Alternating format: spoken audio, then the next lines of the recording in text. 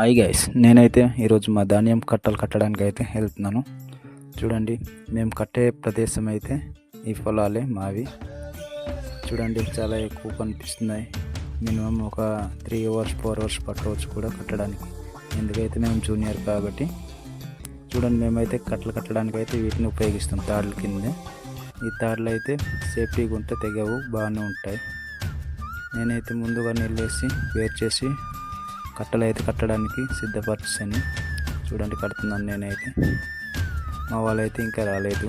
నేనైతే ఒక్కడు వెళ్ళేసి కట్టలు అయితే కడుతున్నాను. తర్వాత కట్టలు కట్టిన తర్వాత ఈ విధంగా అయితే కట్టలు అయితే వస్తాయి. ఇక్కడ విషపూరితమైన పురుగులు కూడా ఉంటాయి, చూసుకోవాలి మనం.